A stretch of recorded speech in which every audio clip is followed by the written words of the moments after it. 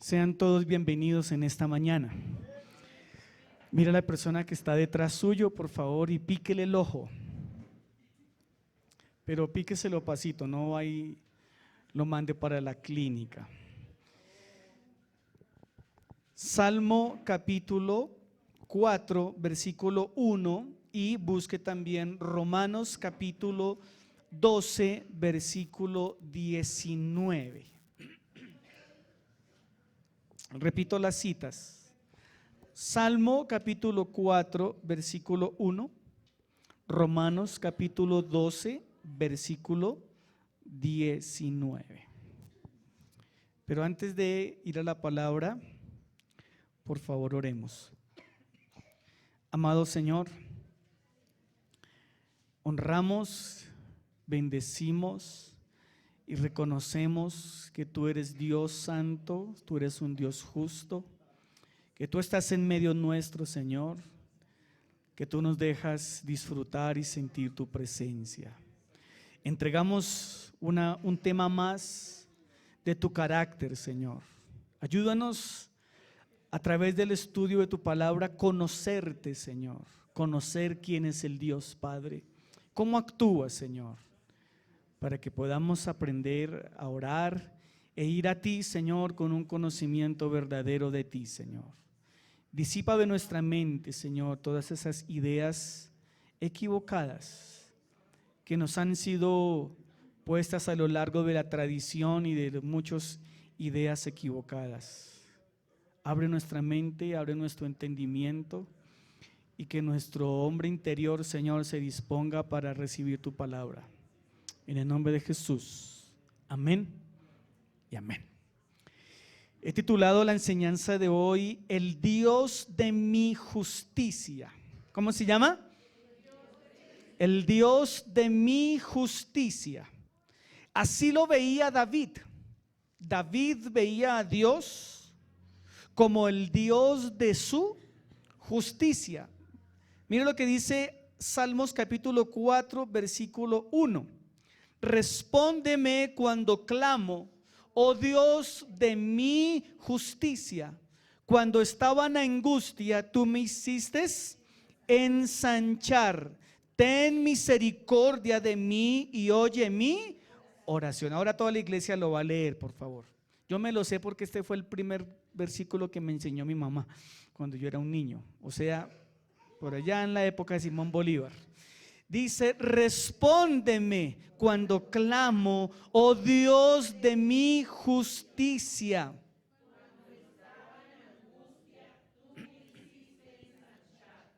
Ten misericordia de mí y oye mi oración. ¿Cómo veía David a Dios? Como el Dios de su justicia. El Dios de su justicia. Ahora, Romanos capítulo 12, versículo 9. Dice de la siguiente manera: no os venguéis vosotros mismos, amados míos, sino dejad lugar a la ira de Dios, porque escrito está, mía es la venganza, yo pagaré, dice el Señor. Romanos 12, 19. No os venguéis vosotros mismos, amados míos, sino dejad lugar a la ira de Dios, porque escrito está, mía es la venganza, yo pagaré, dice el Señor. Dos versículos que parecen contradecirse, pero no es así. Porque en uno David dice, el Señor es el Dios de mi justicia, pero en el otro dice que no debemos tomar venganza por nuestras propias manos, sino que debemos dejarle la venganza a Dios. Ahora, yo estaba pensando y el título que yo le tenía al mensaje era el Dios de mi venganza. Uy, pastor, ese nombre. Pero me puse a investigar y usar el término el Dios de mi venganza no es un término que nosotros esté bien utilizado, gracias. Que no esté bien utilizado decirlo. ¿Por qué razón? Porque el dios de la venganza era una diosa de la mitología griega que se llamaba Némesis o Ramnusia. Este dios de la mitología griega era conocido como el dios de la venganza, era conocido como el dios de la justicia retributiva, era conocido como el dios o la diosa de la solidaridad, la diosa de la venganza, la diosa del equilibrio y la diosa de la fortuna.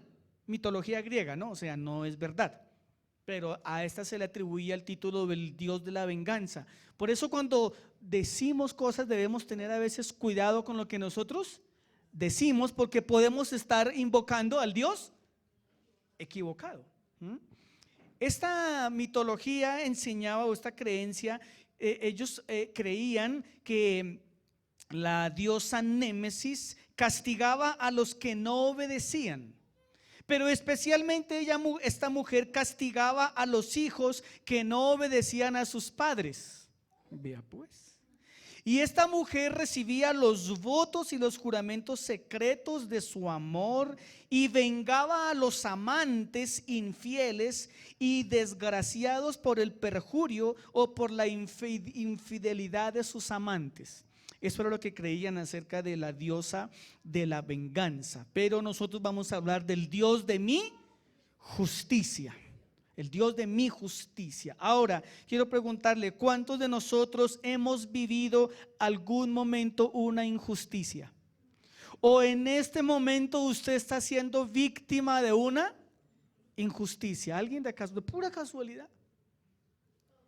Nosotros vivimos, desgraciadamente, en un mundo por excelencia injusto. Por excelencia injusto. Los seres humanos por naturaleza caída somos injustos.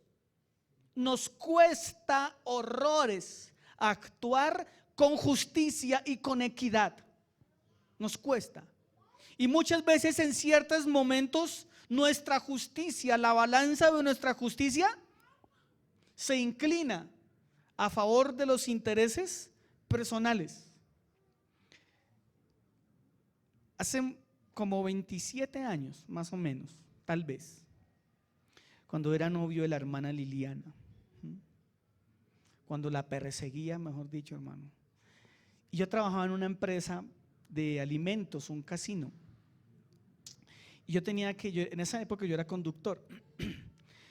Y yo tenía que llevar a las señoras cocineras y llevar la comida que entregábamos en las diferentes empresas. Y un día hubo paro de transportes.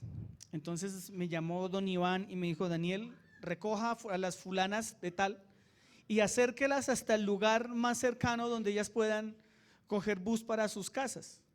Y pues si hay paro de transportes, pues no hay transporte. Y una de ellas vivía en Ubal, allí cerquita. Entonces yo llegué, traté de dejarla lo más cerca posible de su casa y nunca pasó transporte. Entonces resulté llevando a esta señora hasta la puerta de su casa en el barrio Ubal, lejísimos. Y de para acá dejé a las otras dos señoras en sus casas. Ya era tarde y cuando yo iba llegando a la empresa, llamé a don Iván, le dije: don Iván, ya las dejé, ¿ahora qué hago? Deje el carro guardado y se va para su casa. Y yo, pero es que es tarde, es muy tarde, hay paro de transportes y no tengo que irme para la casa. No sé, Daniel, deje el carro en la casa, en la empresa y se va para su casa. Entonces yo le dije: ok, está bien. Entonces, ¿me autoriza el taxi? No, no hay autorización para taxi. Qué caso de injusticia, ¿sí o no? Y ese día me tocó ir por el hermano Hermógenes hasta la casa, que me acompañara, que me cuidara, me protegiera, a este angelito de Dios. Y salir a aventurarnos tarde de la noche a ver qué cogíamos para nuestra casa. Así que todos nosotros, de una o de otra manera, en el mundo laboral, en el mundo secular, en el mundo social y en la vida familiar, vamos a tener que enfrentar injusticias. Y no solamente vamos a tener que enfrentar injusticias, sino que muchas veces nosotros hemos sido los causantes de las injusticias, porque es muy fácil mirar cuando nos hacen injusticia, pero es muy difícil mirar cuando nosotros somos los que promovemos las injusticias. Pero cuando nosotros estamos atravesando un momento de justicia, de injusticia, ahí es cuando nos acordamos del Señor y le decimos: Señor, por favor, haga justicia. Y en efecto, la palabra del Señor nos revela y nos muestra a un Dios que hace justicia, a un Dios que toma justicia por sus manos, a un Dios que toma la venganza por sus manos. Pero vamos a entender hoy a través del Salmo capítulo 4 cómo actúa la justicia de Dios y cómo debemos nosotros aprender a pedir la justicia de Dios y cómo tenemos que aprender a esperar en la justicia de Dios. Cuando nosotros pedimos justicia, a veces lo que pedimos es venganza. Y la venganza es un mal sentimiento. Y a veces oramos con tanta rabia. Imagínense que Dios llegara a escuchar esas oraciones de rabia que en algún momento nosotros hacemos, o solamente me pasa a mí. Creo que a todos, ¿cierto?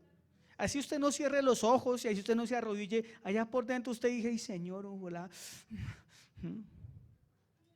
Bien, vamos al Salmo capítulo 4. Hablemos un poquitico antes de ir al Salmo 4 acerca de la justicia de Dios. En el Salmo 145, versículo 17 dice: el Señor es justo en todos sus caminos y bondadoso en todas sus obras. El Salmo capítulo 96, versículo 13 dice: delante de Jehová, que vino a juzgar la tierra, juzgará al mundo con justicia y a los pueblos con su verdad. Dios en esencia es justo. Él es justo. En Dios radica absolutamente la justicia. Dios no tiene justicia, Dios es justicia. Dios es justo. Claro que la justicia de Dios no la podemos entender del todo, porque nuestra justicia es una justicia pervertida. Nuestra justicia es una justicia afectada por el pecado, dañada por el pecado. Nuestra justicia es una justicia egoísta. Nuestra justicia tira más a la venganza que a la justicia. Pero ¿qué es justicia? Justicia significa derecho y significa rectitud. Y si Dios es justo, pudiéramos decir que la justicia de Dios es la capacidad de ser justo, la capacidad de ser recto y la capacidad de ser equitativo en todas sus acciones y en todas sus decisiones. Y esto va de acuerdo a su naturaleza santa y su naturaleza perfecta. Eso es la justicia de Dios. No se parece absolutamente en nada a la justicia que nosotros podemos llegar a interpretar. Podemos decir que la justicia de Dios es su manera de actuar frente a una situación. La justicia es la manera de actuar frente a una situación. Eso es la justicia, por supuesto, la justicia de Dios. Ahora, esta respuesta va acorde a la santidad y a la naturaleza de Dios. Dios actúa cuando Él debe actuar por alguna razón, Él actúa, pero Él actúa conforme a su propia naturaleza. ¿Y su propia naturaleza cuál es? Que Él es un ser santo. Entonces, cuando Dios actúa en justicia, su justicia es santa. ¿Sí me hago entender? Espero que me entiendan lo que les quiero decir. Dios no puede actuar de manera injusta. Dios no puede actuar de manera, desbalanceada. Dios no puede actuar para beneficiar más a unos que a otros, porque Dios es santo. Y su santidad no le permite actuar de una manera incorrecta. Entonces, la justicia de Dios se refleja en su rectitud y en su equidad.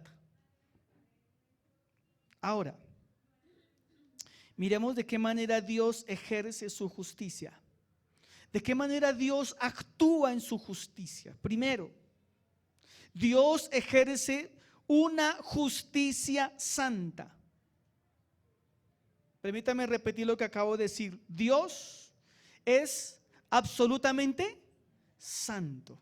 O sea, Dios está absolutamente apartado del pecado. Dios no tiene comunión con el pecado.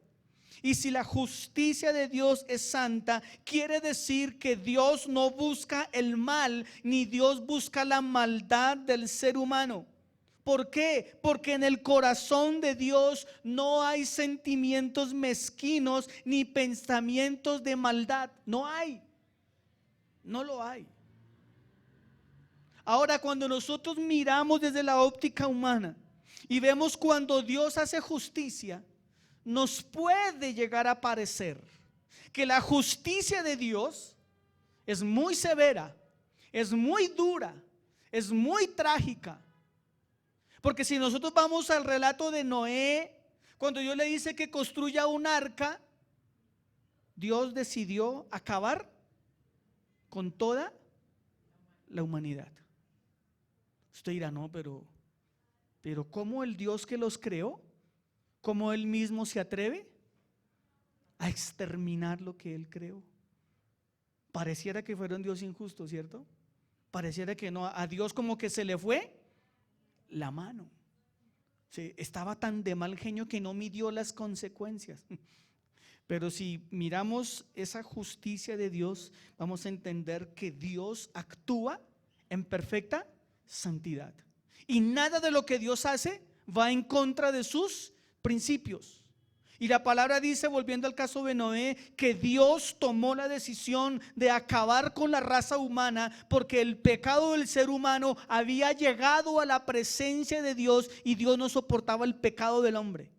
Y dijo, no hay nada que hacer, acabemos con esta raza humana. Segundo, Dios ejerce una justicia recta. Dios ejerce una justicia recta. ¿Qué significa eso?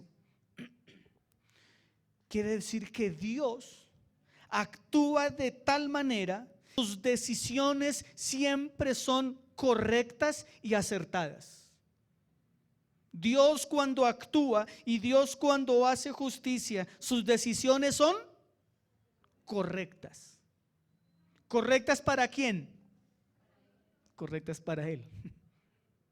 Señor, es que yo le estoy orando por tal cosa y Dios dice, no. ¿Para quién es correcta la respuesta? Para Él. Para usted no, porque usted y yo estamos esperando un sí, pero Dios dice no. Pero su juicio, sus decisiones son correctos y Dios actúa en plena concordancia a su moral y a su ética personal. Le repito, Dios actúa en concordancia a su moral y a su ética personal. Dios cuando actúa, no actúa de acuerdo a mis sentimientos. Dios no actúa de acuerdo a lo que yo le pida, aunque puede responder mis peticiones. Dios actúa de acuerdo a su santidad, de acuerdo a su moral y de acuerdo a su ética personal.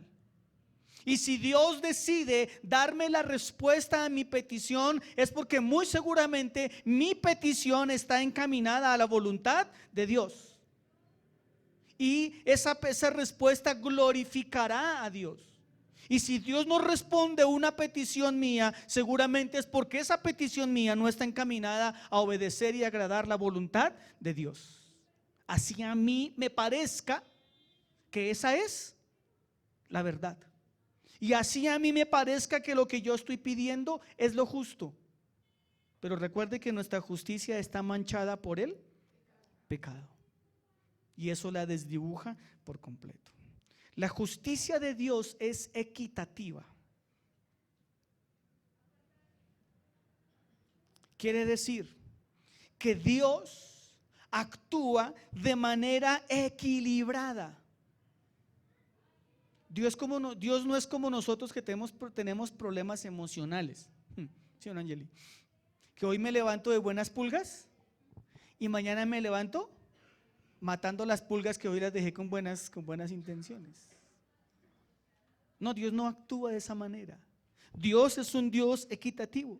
Dios no inclina la balanza cuando hace justicia. Dios no inclina su balanza de manera caprichosa, sino que Dios emite sus juicios con justicia y dará a cada cual lo que cada cual merece recibir. Porque Él es un Dios, ¿qué? Equitativo. Entonces recordemos, Dios manifiesta su justicia santa, Dios manifiesta su justicia recta y Dios manifiesta su justicia equitativa. Esto es la justicia de Dios. Ahora vayamos al Salmo capítulo 4 y miremos cómo David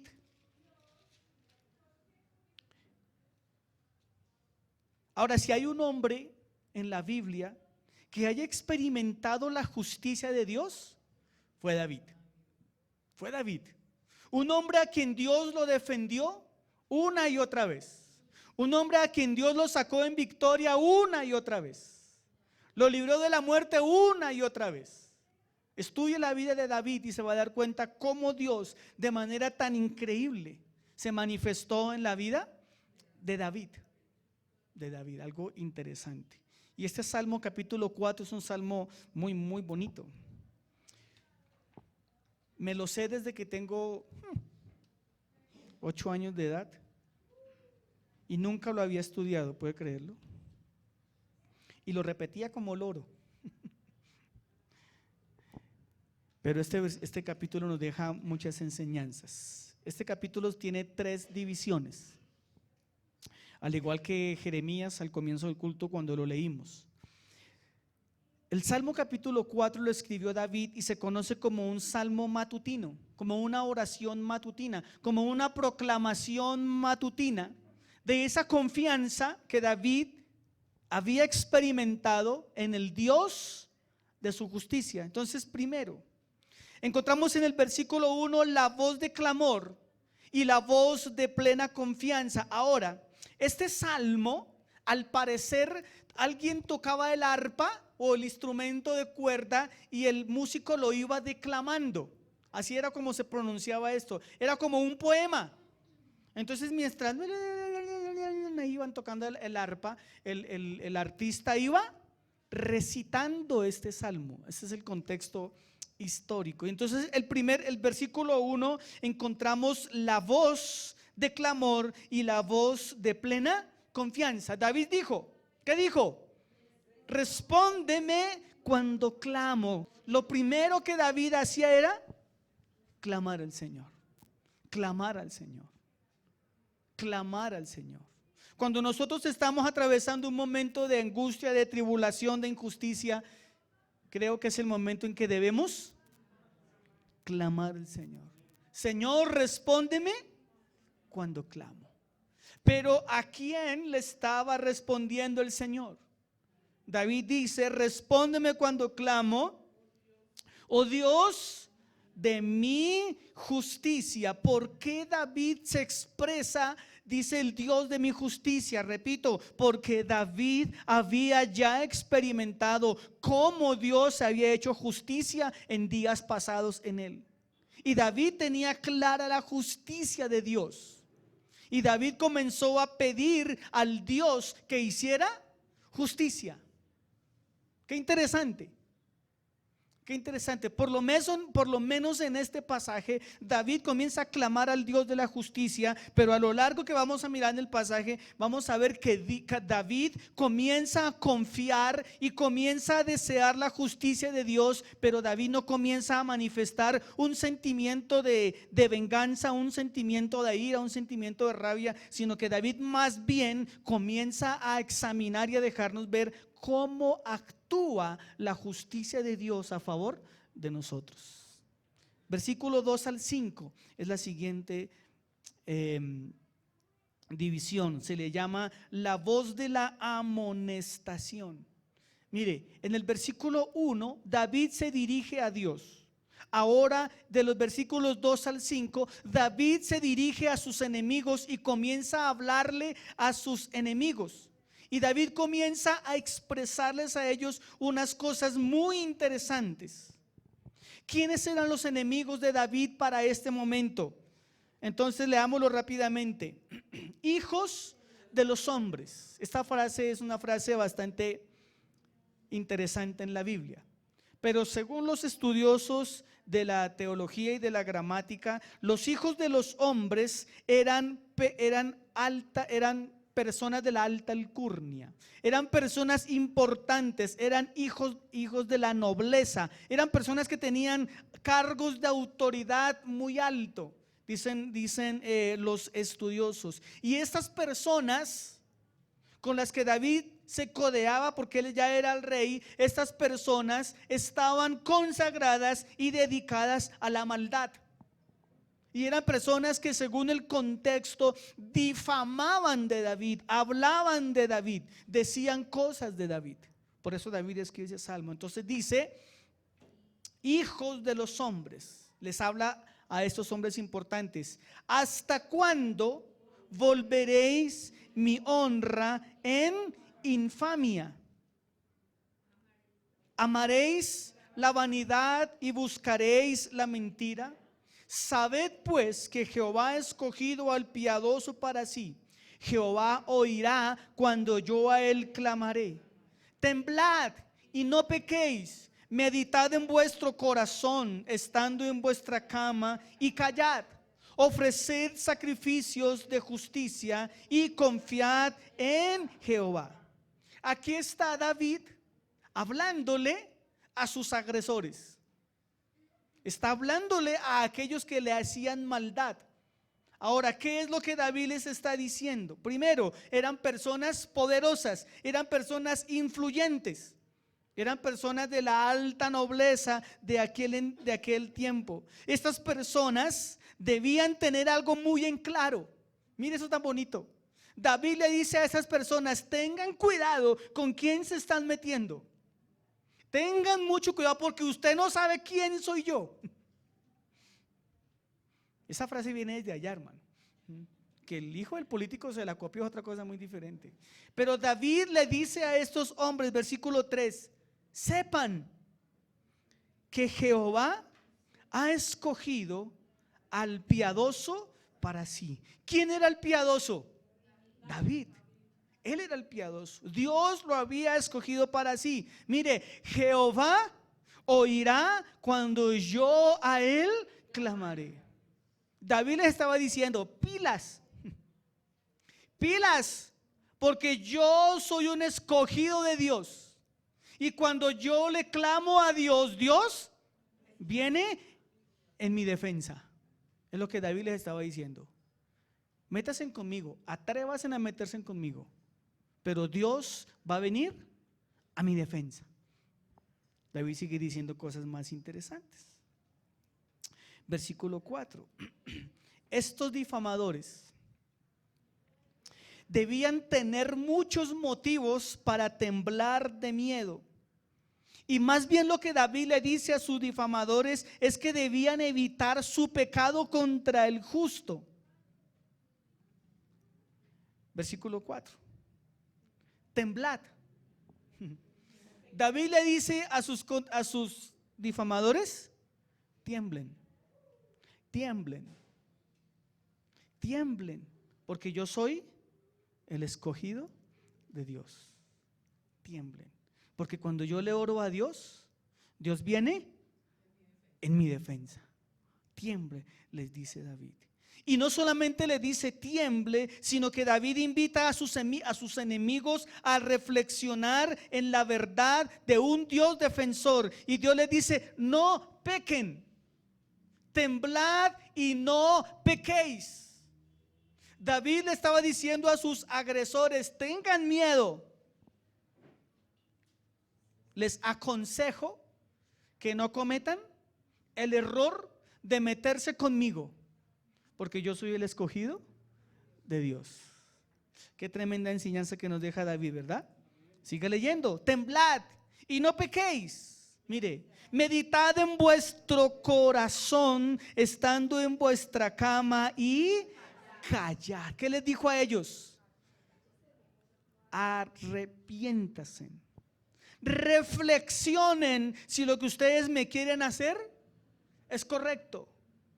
Y allá en ese momento de privacidad que es nuestra cama, allá donde usted tiene sus pensamientos más íntimos, profundos y privados después del baño, allá en ese lugar, David le dice: recapacite, tiemble, no peque y recapacite. ¿A quién le está hablando? A sus enemigos, a sus transgresores, a sus enemigos. Y David tenía una confianza en su corazón. David esperaba algo. Por eso, qué difícil es llegar a experimentar la justicia de Dios en nuestra vida. Porque, hermano, estamos, pero lejos. Estamos lejos de llegar a orar de esta manera. Y David termina diciendo, le dice a sus opresores: ofrezcan sacrificios de justicia y confíen en Jehová. O sea, le están haciendo la maldad, pero él va y les dice: tengan temor, no pequen, mediten, piensen lo que están haciendo y más bien arrepiéntanse y ofrezcanle culto a Dios. Qué manera de ver la justicia de Dios. Del versículo 6 al versículo 8 encontramos la siguiente división de este capítulo.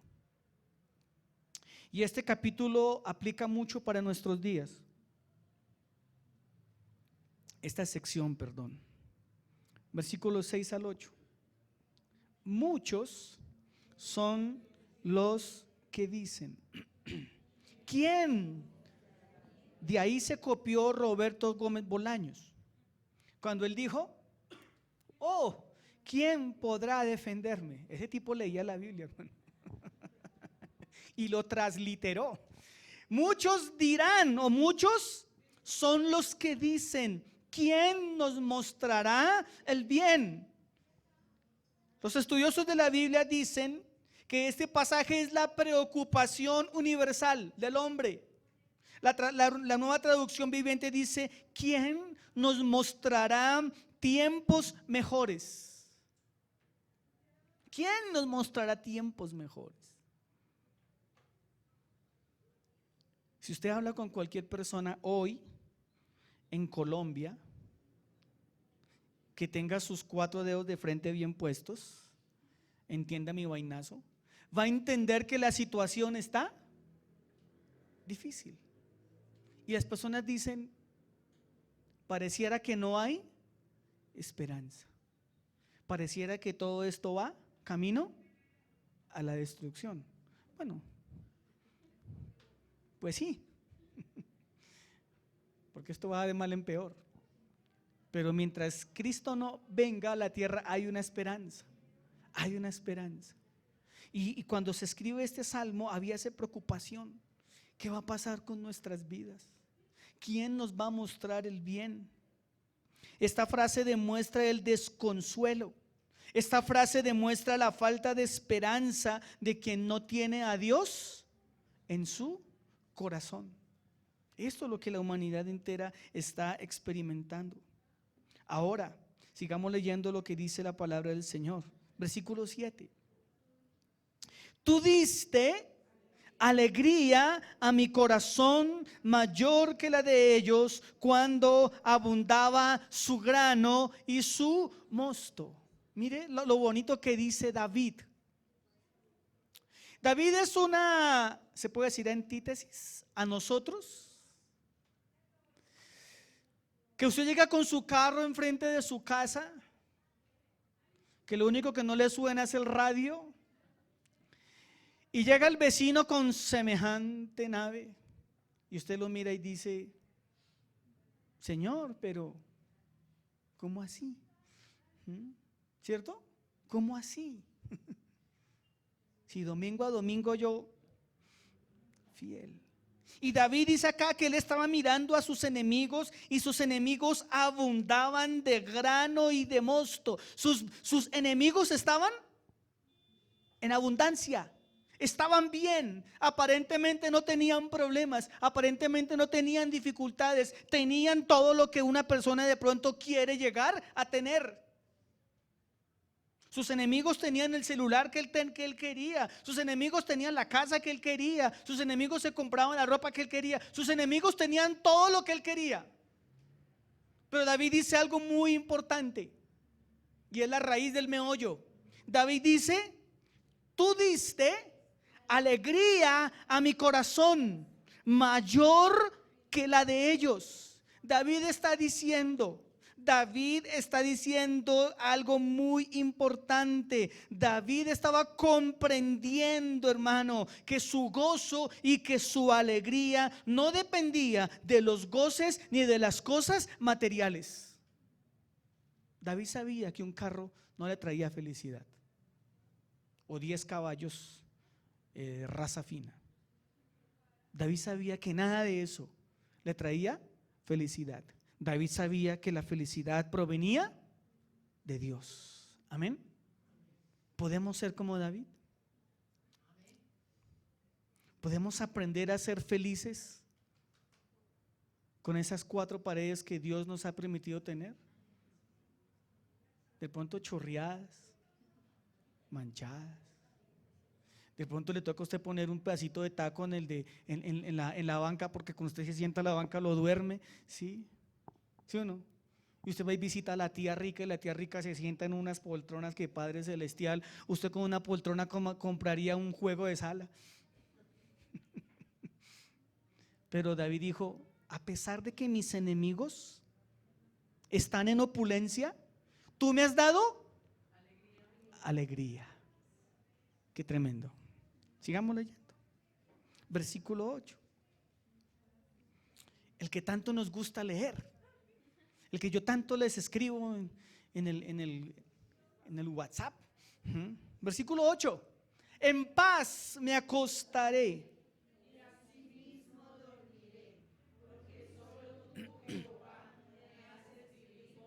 O sea, David dormía a pata hinchada. No digo que David dormía como bebé, porque los bebés no duermen, eso es mentira. ¿O sí? Se levantan 5 veces en la noche esos hijos de mis chicas. Eso de que duerme como un bebé, yo no sé quién se lo inventó, hermano. Cada 2 horas a comer y a que los cambien. En cambio, la pata hinchada nos representa más. David dice: yo me acosté y dormí. Pero no solamente dormí, sino que dormí en paz. David no tenía enemigos, sí tenía enemigos. David estaba enfrentando un momento difícil, por supuesto que lo estaba enfrentando, pero por eso David comienza diciendo el salmo: respóndeme cuando clamo, oh Dios, de mi justicia. Y David se acostaba a dormir feliz. David se acostaba a dormir contento a pesar de cómo veía a sus enemigos, pero David se acostaba en paz porque David sabía que la justicia de Dios estaría a su lado. Y la justicia de Dios lo defendería, y la justicia de Dios lo cuidaría, y la justicia de Dios lo sacaría adelante. ¿Qué pasa con el amén, hermano? Cuando usted se acueste a dormir, acuéstese a dormir como David. Como David. Si usted mira este salmo habla de la justicia de Dios. Pero aquí David comienza a mostrarnos una faceta de la justicia de Dios totalmente diferente a la que nosotros de pronto quisiéramos ver. De pronto quisiéramos ver. Porque la justicia de nosotros es una justicia que está encaminada hacia el pecado, hacia la injusticia. Nosotros no somos justos, no podemos ser justos. O somos medianamente justos, pero nuestra naturaleza pecaminosa no nos deja actuar en plena justicia. Ahora, eso no es excusa para que diga: de razón, claro, ahora entiendo. Es que yo soy así. Dios me hizo así, yo crecí así y así moriré. No, eso es falso. Dios reprenda al diablo. Esa no es la excusa para que usted viva de manera injusta y actúe de manera injusta, porque para eso Espíritu Santo está, espero, dentro de nosotros. Y cuando nosotros estamos en un momento en que tenemos que actuar, yo le garantizo que el Espíritu Santo va a venir y le va a decir: hey, ¿qué va a hacer? ¿Qué va a hacer? Y usted dice: un momentico, aquí el que mando soy yo. Usted es el visitante, yo soy. Y se baja del carro con la cruceta a hacer justicia. O va y se le sienta a su jefe y usted le dice: es que vengo a cantarle 3 verdades. Y el Espíritu Santo le dice: hey, cálmese, pajarito. Usted dice: un momentico, usted es espiritual, aquí en la tierra mando yo. Y el Espíritu Santo le dice: quieto. Pero a veces nuestros bríos son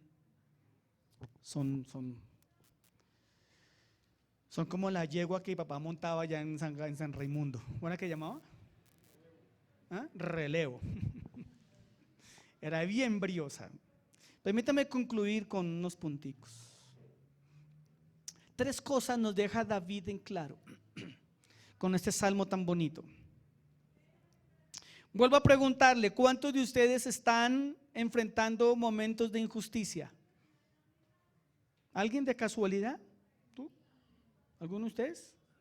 Los que no, por favor, me arriendan una piecita en su casa para vivir con una persona inmaculada que no tiene problemas, que le va bien en la vida, que no tiene problemas con nadie. Todos estamos enfrentando de alguna manera injusticia, porque ese es el pan diario. Pero quiero decirle algo, hermano: confíe en que Dios de nuevo actuará en su justicia y actuará en santidad a su favor. Primero, confíe en que Dios de nuevo actuará en su justicia y en santidad a su favor. Confíe, hermano. Levántese por la mañana confiando que Dios va a actuar en perfecta justicia. Pero el que va a actuar, ¿quién es? Dios. Le pido un enorme favor: déjelo actuar. No sea como Saraí. No meta las patas, hermano. Porque cuando yo meto los pies en los planes de Dios, hermano, ¿qué hago? Lo arruino. Lo arruino. Segundo, clame a Dios para que sus enemigos recapaciten de su pecado y vengan a Él en un genuino arrepentimiento. Pastor, pero ¿a usted cómo se le ocurre que yo voy a pedirle eso a mi exmarido? Señor, bendícelo. Señor, que se arrepienta. O a mi exmujer, o a mi ex hijo, o a mi ex mamá, porque hoy en día hay ese tipo de relaciones. ¿Cómo se le ocurre que yo le voy a pedir que se arrepienta? ¿No ve que si se arrepiente yo no voy a ver la maldad que tú vas a hacer con él?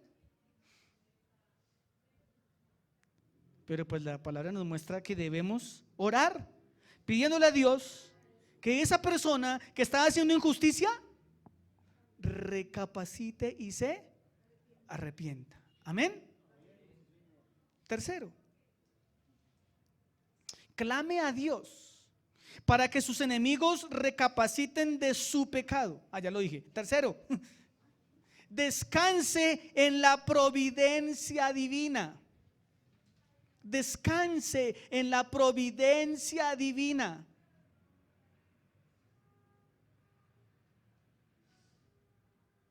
¿Qué es descansar en la providencia divina? Dejar las cosas completamente en las manos de Dios.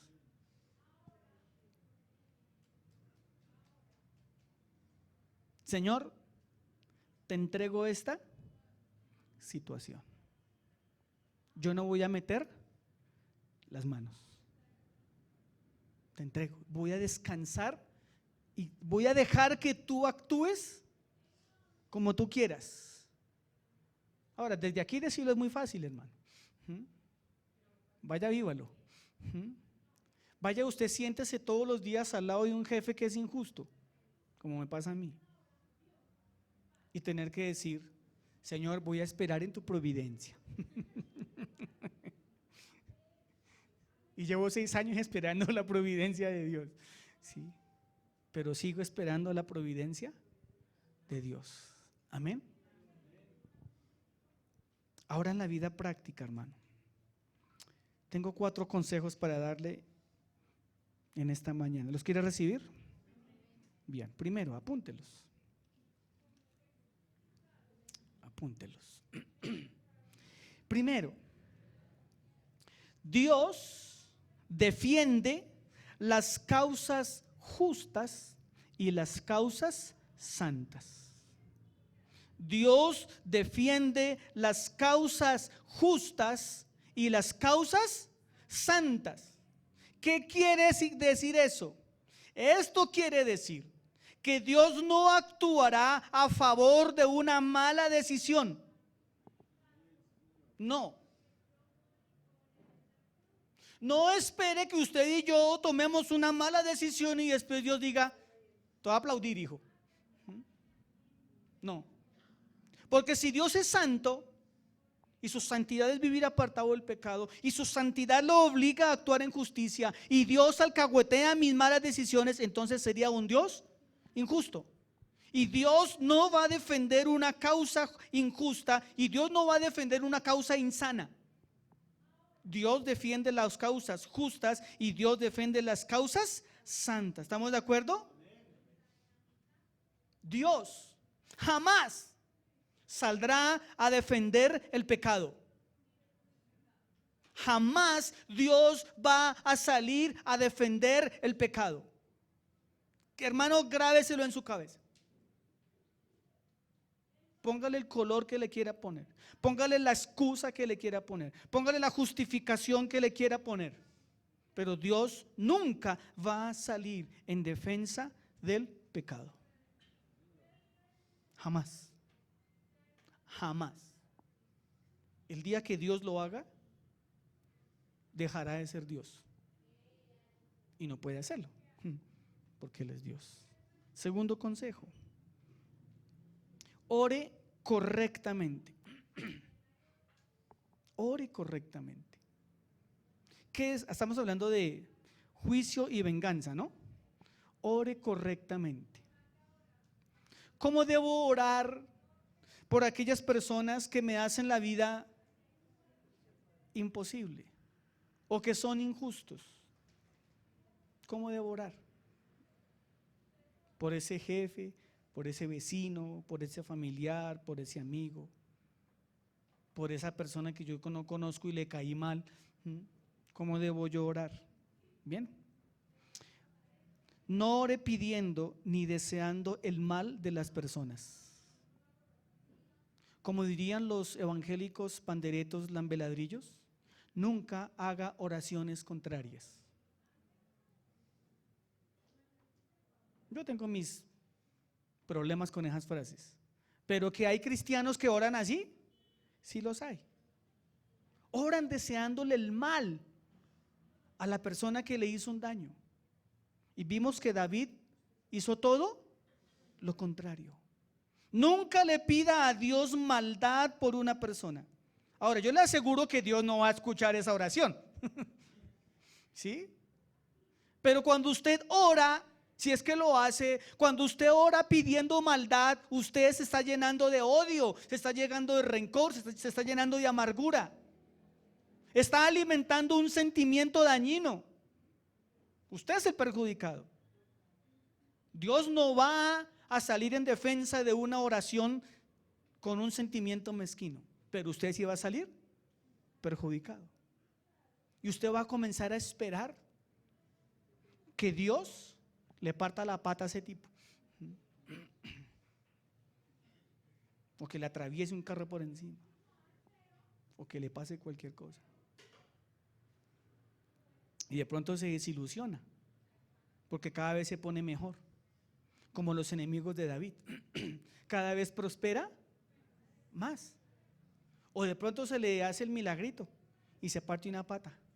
Y usted dice: ay, vea, Dios hizo justicia. Y usted se saborea. No. ¿Estamos de acuerdo? ¿Cómo debemos orar? Debemos orar que Dios haga justicia divina, pero que esa justicia divina, debo entender que Dios actuará justa y santamente. Yo debo pedir que Dios haga, ¿qué? Justicia. Yo no estoy diciendo que usted haga oídos sordos a la situación. Usted puede, como Jeremías, ir y decirle: Señor, ya no me la aguanto más. Estoy a punto de enviártela, Señor, ya no más. Usted puede presentarle la queja al Señor. Lo que no puede decirle al Señor es qué hacer. Lo que sí puede pedir es: Señor, te pido que hagas justicia. Pero recuerde que la justicia de Dios es santa y recta, y Él va a actuar conforme sus principios. Tercer consejo: no te alegres del dolor ajeno. Cuando Dios haga justicia, si usted la ve, no se eche a gozarse en el mal ajeno. Nunca, hermanos, se deleite, nunca tenga sentimientos mezquinos en su corazón. Jamás se alegre en la calamidad ajena. Jamás. Así usted vea que Dios está obrando. Y ese es un gran pecado de la iglesia evangélica. Un gran pecado de nosotros los evangélicos. Porque cuando vemos que a una persona pecadora le pasa algo, los evangélicos sacamos la Biblia y nos gozamos y nos salgan: vea, si se da cuenta, Dios está haciendo justicia. Y nos saboreamos viendo la desgracia de otra persona. Y la palabra de uno de los profetas dice que Dios se duele con la muerte del pecador. Aunque Dios condena al pecador y aunque Dios castiga al pecador, el profeta dice que aún a pesar de lo que Dios hace, Él se duele de la muerte del pecador. No alberguemos en nuestro corazón alegría por el dolor ajeno, porque ese momento nos volvemos malos pecadores. ¿Estamos de acuerdo? Usted va en su carro y usted ve a estos señores de las motos que son terribles, menos las rojas, los demás sí. Y usted, las motos rojas de chaleco anaranjado, y usted ve esos tipos de las motos que son asesinos, hermano. Y usted va en su carro y usted ve que le pasa por el lado, le tocó el espejo, y a las 10 cuadras usted lo vea porraciado. Y usted pasa por el carro y le dice: ¿qué? ¿Se le acabó el afán? Y se va usted contento y dice: ahí tiene, ahí tiene. ¿Me equivoco? No, no me equivoco. Y así pasa con todo. Cuando alguien se quema una mano, cuando alguien se le parte una pata, como que nos alegramos. Eso le pasa, eso le pasa. Nunca, jamás se alegre con el dolor ajeno. Cuarto consejo: acepte de buena manera la justicia de Dios. Acepte de buena manera la justicia de Dios. ¿Qué quiere decir eso? Dios jamás, escuche esto, hermano, no le va a gustar, pero ¿qué le hacemos? Dios jamás actuará conforme a mis deseos. Jamás. Dios no vino a cumplir mis deseos. Eso es falso. Que Él en su voluntad me quiera bendecir es diferente. Pero Dios espera que yo cumpla sus deseos. Dios espera que yo cumpla su voluntad, porque Él es el Dios. Pero como Él es Dios, a veces el Señor en su misericordia cumple nuestros deseos. Pero Dios no anda en función de mis deseos. Dios no anda en función de qué quiere Daniel, qué piensa Daniel, qué querrá Daniel. Ay, Dios no es como el Dios de la prosperidad, que Dios gira en torno al ser humano, a ver el ser humano qué necesita para él desbordarse en todo lo que el ser humano necesita. Ese es el Dios de la prosperidad. El Dios de la Biblia, aunque sí nos bendice, pero Él espera que yo cumpla su voluntad. ¿Estamos?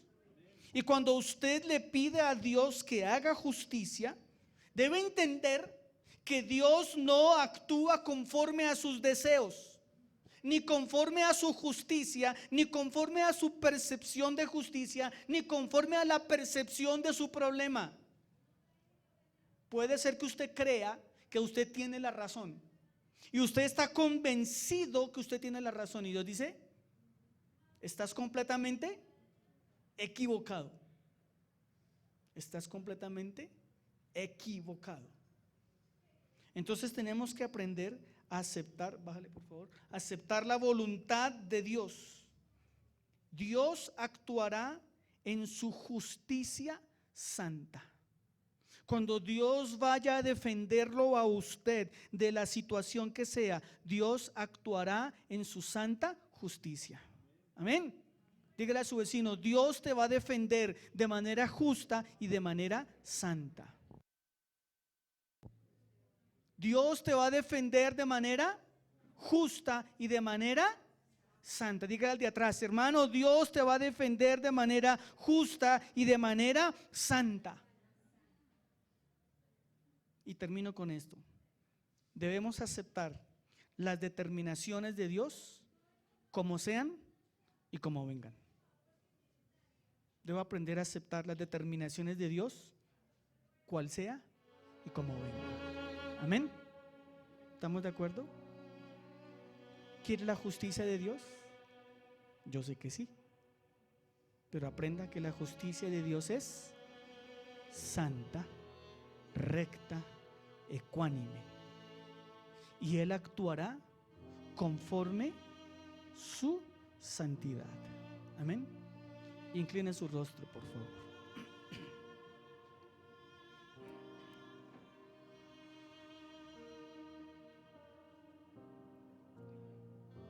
Hable con Dios ahí en su puesto.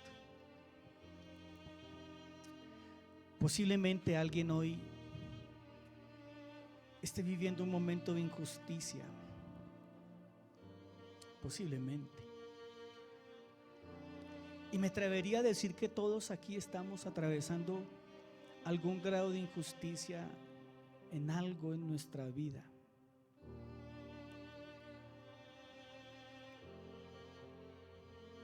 Quizás ese hombre que tú amas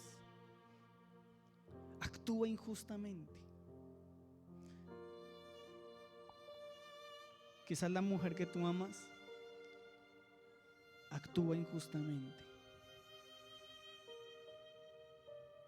Quizás los padres actuamos injustamente al corregir a nuestros hijos. Quizás como hijos somos injustos con nuestros padres. Quizás experimentamos injusticia en el trabajo, donde nos menosprecian, donde abusan de la autoridad, donde nos ponen cargas, tantas cosas. Aún quizás pareciera que la vida fuera injusta contigo, y pareciera que te tocó vivir una vida injusta.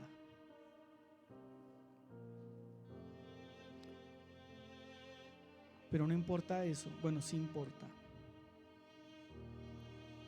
Lo que importa es que David nos presenta a un Dios que responde, a un Dios que actúa en justicia. Y yo quiero pedirle que usted hoy haga lo que hizo Jeremías. Dele sus quejas al Señor. Jeremías fue ante el Señor a quejarse.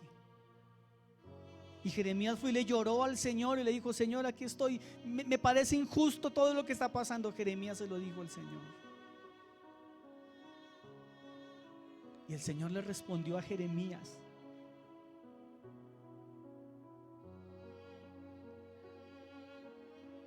amado Señor, gracias. Gracias porque no estamos solos, Señor. A pesar de que cuando vivimos en un mundo injusto como este, y que la injusticia es el pan diario, Señor, convivimos con ella, caminamos con ella, Señor, trabajamos con ella, Señor, vamos a la casa con ella, Señor. La injusticia nos vive rodeando, Señor. Y qué triste que por lo menos en nuestra nación, Señor, nos hemos acostumbrado tanto a la justicia que la justificamos. Y que cuando vemos la injusticia en cualquier ámbito, Señor, ya no nos mueve, Señor.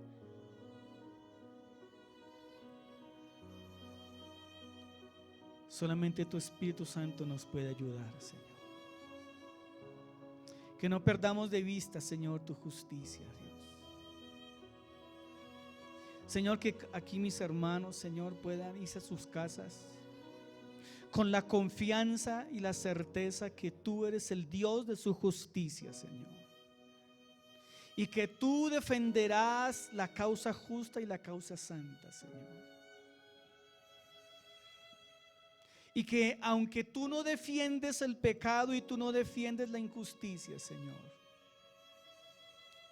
tú sí actúas en absoluta misericordia, en absoluta bondad, Señor. Porque nuestro pecado y nuestra maldad, Señor, fue justificado en la cruz del Calvario, en Cristo Jesús. Señor, ponemos delante de tu presencia cada situación de cada familia aquí en la iglesia. Ayúdanos a ver tu justicia, Señor, a experimentar tu justicia, Señor. Danos corazones sanos, corazones humildes y corazones sencillos. Danos corazones perdonadores, Señor. Quita de nuestros corazones el odio, el rencor, la rabia. Y permítenos orar con corazones limpios, Señor. En el nombre de Jesús.